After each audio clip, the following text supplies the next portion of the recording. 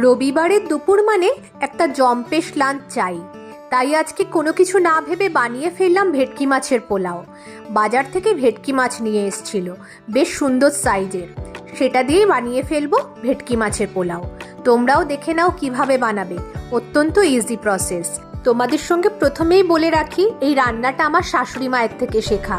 আমার শাশুড়ি মার হাতে ভেটকি মাছের পোলাও দুর্দান্ত খেতে লাগে। আমি এখানে ইন্ডিয়া গেটের বাসমতি রাইসটা ইউজ করেছি, তোমরা চাইলে অন্য ব্র্যান্ডেরও বাসমতি রাইস ইউজ করতে পারো। চালটাকে খুব ভালো করে ধুয়ে নিয়ে আধা ঘন্টা মতো ভিজিয়ে রেখেছিলাম, তারপর জল ঝরিয়ে নিয়েছি।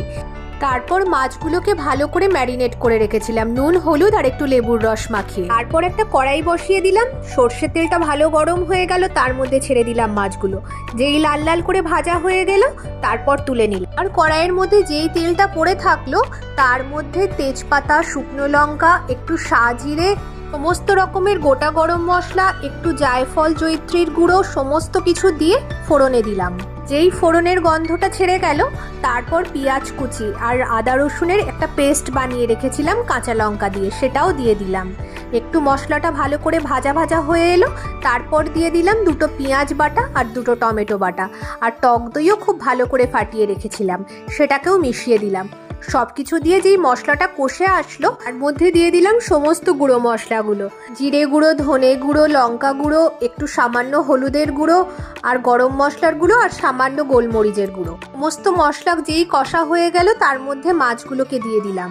মাছগুলো দেওয়ার পরে সামান্য গরম জল দিয়েছিলাম, যাতে মাছগুলোর মধ্যে ভালোভাবে গ্রেভিটা মাখা মাখা হয়ে যায়। তারপর অন্যদিকে আমার ভাতও রেডি হয়ে গেছে, তোমরা দেখতেই পেলে। ভাতটা নাবিয়ে ভালো করে ফ্যান ঝাড়িয়ে আমি একটু ঘি মাখিয়ে রেখে দিয়েছিলাম। তারপর কড়াইতে আরেকটু ঘি দিলাম, দিয়ে ভাতের একটা লেয়ার আর মাছের একটা লেয়ার এইভাবে দিতে থাকলাম। আর নুন মিষ্টির পরিমাণটা সবাই সমতা বজায় রেখো, আর উপর থেকে একটু ঘি ছড়িয়ে দিও, সামান্য গরম মশলার গুঁড়ো। তাহলেই রেডি হয়ে যাবে ভেটকি মাছের পোলাও। কেমন হলো কেউ জানাতে ভুলবে না কিন্তু। ভালো লাগলে লাইক করো।